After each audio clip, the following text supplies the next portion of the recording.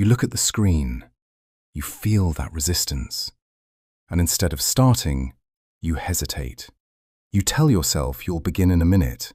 You just need a second. So you pick up your phone, you scroll for a bit. Nothing important, just something quick.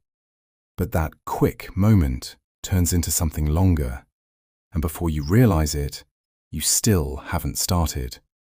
And this doesn't just happen once, it happens again and again, until it starts to feel like you just can't start anything anymore.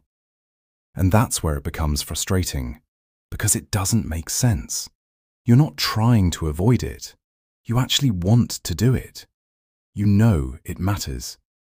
So why does it feel so difficult to begin?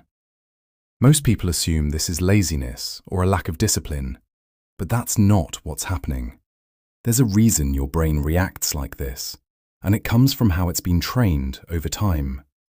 Think about how often you avoid effort without noticing. You reach for your phone. You switch to something easier, something faster, something that gives you immediate relief. Every time you do that, you reinforce a pattern. Avoid discomfort. Choose ease. Delay action. And the more you repeat that pattern, the stronger it becomes, until eventually your brain starts to expect it. So when you sit down to do something that requires effort, something that takes focus, something that doesn't give you instant reward, your brain pushes back.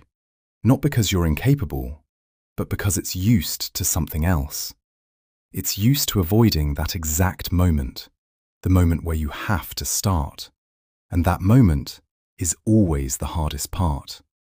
Because starting requires energy, it requires focus, it requires stepping into something that feels uncomfortable.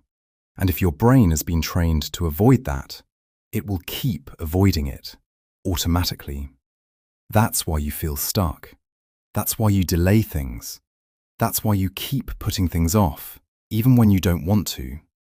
It's not random, it's a learned response. And the more you follow it, the more natural it becomes, until not starting feels normal.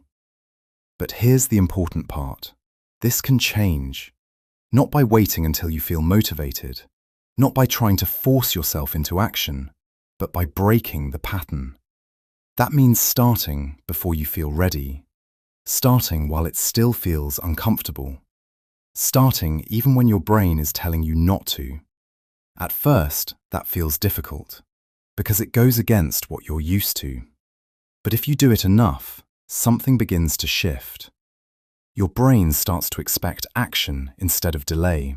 The resistance becomes weaker. Starting becomes easier. Not because the task changed, but because your response did. Because the ability to start isn't something you either have or don't have. It's something you train every single day, through your actions, through your habits, through the choices you repeat. And right now, most people are training themselves not to start.